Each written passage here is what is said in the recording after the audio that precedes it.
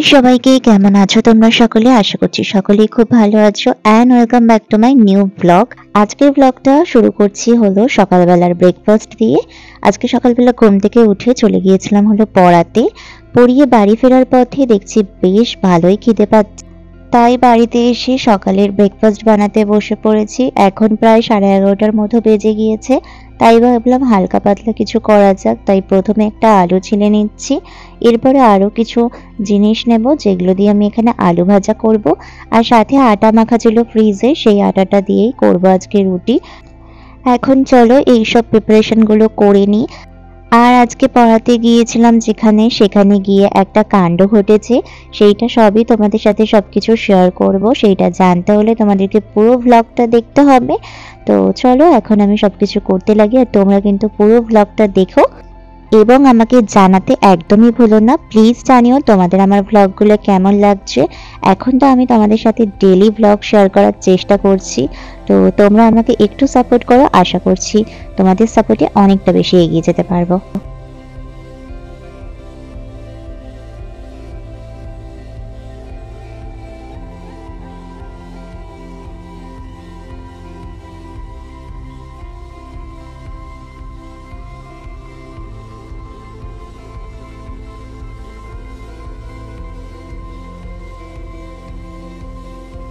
ধীরে ধীরে আমি সবই গুছিয়ে নিয়েছি। এইবারে হলো গ্যাসটা ধরিয়ে দিয়েছি, দিয়ে কড়াইটা বসিয়ে দিলাম। আর এইবারে হলো এর মধ্যে গরম তেল, আর তার মধ্যে দিয়ে দিলাম হলো আলুগুলো। এরপরে কড়াইশুঁটি দিয়ে দিয়েছিলাম, আর টমেটো দিয়ে দিয়েছিলাম, আর লঙ্কা কুচি দিয়েছিলাম, আর সামান্য লবণ দিয়েছিলাম। দিয়ে একটু ভালো করে নাড়াচাড়া করব। এটা এদিকে ভাজতে থাকুক, আর আমি এদিকে এই আটাটা দিয়ে একটু রুটি বানিয়ে নিই। তো চলো এখন এগুলোও করে নেওয়া যাক সব।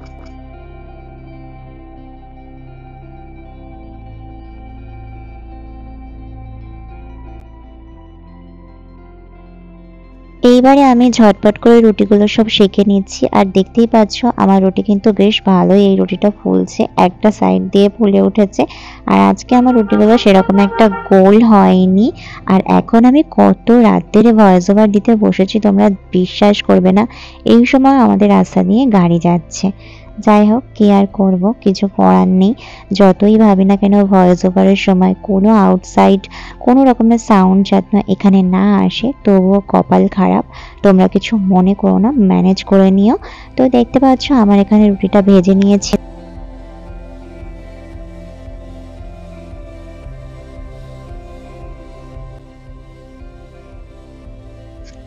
এখন মাকে ডাকবো, মা আর আমি মিলে দুজনেই খাবো, কারণ মাও সেরকম কিছুই খায়নি। সে সকালবেলা 1 কাপ চা আর একটা বিস্কুট হয়তো খেয়েছে। আর আমার সারা হাতে আটা, দেখতেই পেলে। হাত টাত ধুয়ে এসে এখানে খাবার নিয়ে বসে পড়েছি। খাওয়া দাওয়া শেষ করে গিয়েছিলাম স্নান করতে, আর আমার স্নান করতে করতে বেজে গিয়েছিল 1:30টা। তো তারপরে হলো এখানে লাঞ্চ করতে বসেছি। আর আজকে লাঞ্চে একদম সাদামাটা খাবার ছিল। এটা হলো কিসের একটা বড়া মা বানিয়েছিল, আর সাথে ছিল হলো উচ্ছে আর আলু সেদ্ধ। আর এটা দিয়ে আজকে আমি আমার লাঞ্চ করব। তো চলো এখন খাওয়া দাওয়া কমপ্লিট করে নিই।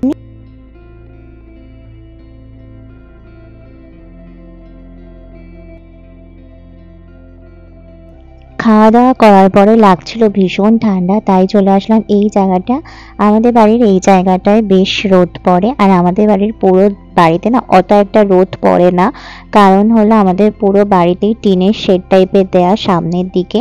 যেহেতু আমাদের গাড়ি থাকে, ওই জন্য হলো দুটো জায়গাতেই টিনের শেড দেয়া, সামনের দিকেও দেয়া আর সাইডেও দেয়া। দুটো গাড়ি দুই জায়গায় থাকে, এই জন্য আসলে কোনো জায়গায় সেভাবে রোদ পড়ে না। তাই আর কি এই সব কিছু পেরিয়ে এখন যাচ্ছি কোথায় বলো তো? এখন যাচ্ছি হলো আমি কুল ছিঁড়তে। হ্যাঁ, আগে আগে কেন, আমি লাস্ট ইয়ার অবধিও সরস্বতী পুজোর আগে কুল খেতাম না, কারণ আমার বিশ্বাস ছিল কুল যদি আমি পুজোর আগে খেয়ে নিই তাহলে মা সরস্বতী আমাকে পাপ দেবে। আর এইবার যেহেতু আমার 3rd ইয়ারের এক্সামটা কমপ্লিট হয়ে গিয়েছে, তাই ভাবলাম একটা কুল খেয়েই দেখি, কারণ সেই তো পরীক্ষা দিয়েই দিয়েছি, যা হওয়ার তো হবেই, আমার হাতে কিছুই নেই এখন।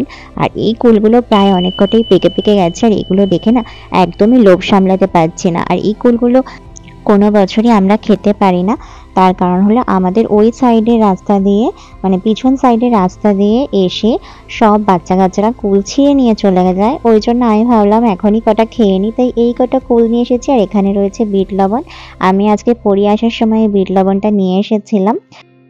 এবার চলো তোমাদের সাথে আজকে সকালে মানে যে ঘটনাটা ঘটেছে সেই ঘটনাটা একটু শেয়ার করি। আজকে সকালে আমি গিয়েছিলাম পড়াতে, তারপর পড়িয়ে যখন ফিরছি মানে আমি যখন আমার স্টুডেন্টের বাড়ি থেকে বেরোচ্ছি ঠিক সেই মুহূর্তে স্টুডেন্টের বাড়িতে একটা ফেরিওয়ালা আসে।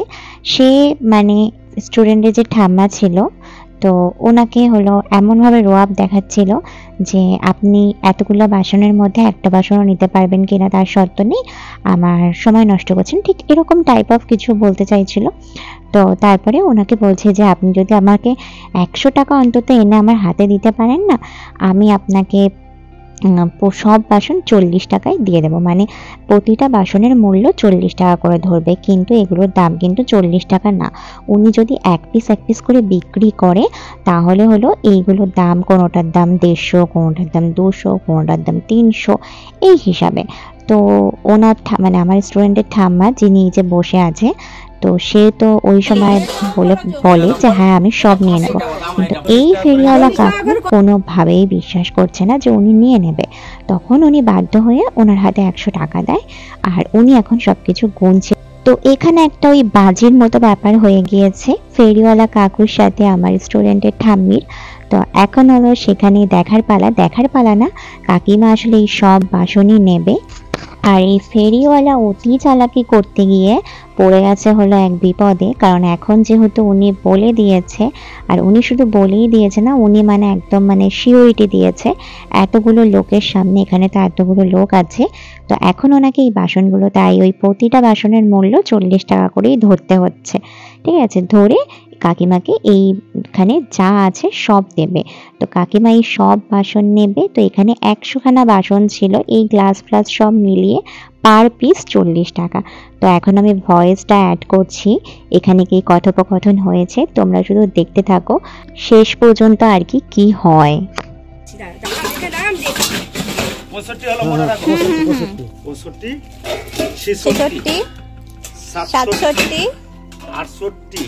কত হলো? 68 69 70 71 72 73 74 75 76 77 78 79 80 81 82 83 84 85 86 87 88 90 কত হলো?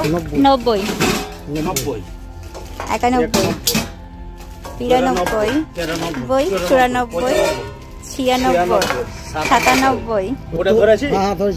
হ্যাঁ ওগুলো সব ধরা। 98 99 100 হ্যাঁ দেখো একটা মাল কম দেবো না, জমানোর দাম হচ্ছে লাখ টাকা। ঠিক আছে, কাকিমা আজকে উইনার হয়ে গেছে। 100 দিয়েছে। ঠিক আছে, হ্যাঁ 100 দিয়েছিলাম।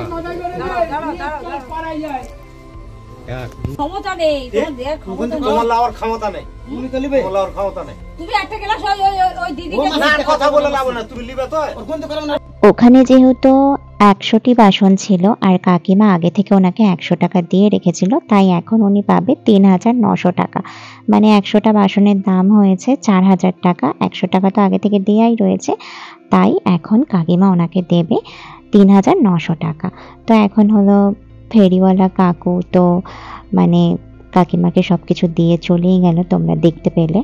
এই মুহূর্তে আমরা সবাই উপস্থিত ছিলাম আর আমাদের সবারই কিন্তু বেশ আনন্দ লাগছিল। কাকিমা কেমন একটা উইনার ফিল হচ্ছিল আর কাকিমার বৌমাও খুব আনন্দ পাচ্ছিল। তোমাদের সাথে তো সকালের ব্যাপারটা শেয়ারই করলাম, তোমরা কিন্তু সকলে জানিও তোমাদের বিষয়টা কেমন লাগলো। কাকু তো ভীষণ বড় ফাপড়ে পড়ে গিয়েছিল। যাই হোক, তারপর আমি বিকেলবেলা ঘুম থেকে ওঠার পরে মা আমাকে বলল আজকে নাকি আমাদের একটা কালী পুজোর বাড়িতে নিমন্ত্রণ আছে আমাদের বাড়ির পাশে, এখন সেখানেই চলে এসেছি। আর এই তো সেই পুজো বাড়ি। আর আমি বড়মার ভিডিওটা করার জন্য অনেকবার ট্রাই করছিলাম, কিন্তু সামনে এই চাদর পরা দিদুনটার জন্য আমি কোনোভাবেই ভিডিও ক্লিপটা তুলতে পারছিলাম না। লাস্টে অনেক কষ্টে আমি তোমাদের জন্য বড় মার একটা ভিডিও ক্লিপ তুলে নিয়ে এসেছি। আমার সাথে সাথে তোমরাও সকলে দর্শন করে নাও বড় মার, আর আমিও বড় মার কাছে বলি তোমাদের সকলকেও যেন খুব ভালো রাখে।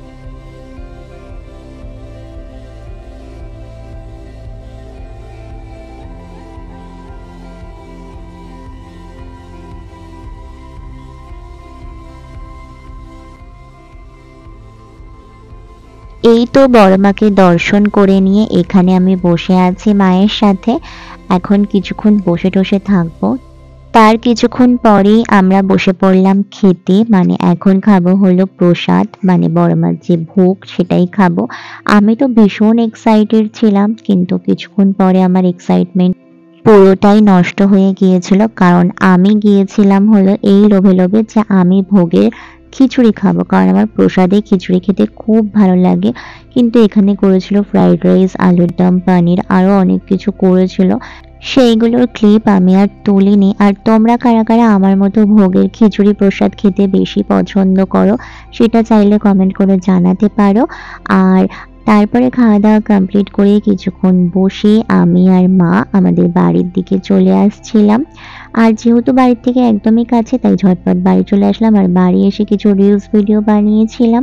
তোমরা আমার রিলসগুলো দেখতে চাইলে আমার ইনস্টাগ্রামে আমাকে ফলো করতে পারো, আমি এখানে আমার আইডি নেম দিয়ে রাখবো। তো আজকের ভিডিও ছিল এত অবধি। ভিডিওটা ভালো লাগলে প্লিজ একটা লাইক করো, আর চ্যানেলটাকে অবশ্যই করে সাবস্ক্রাইব করো। টাটা।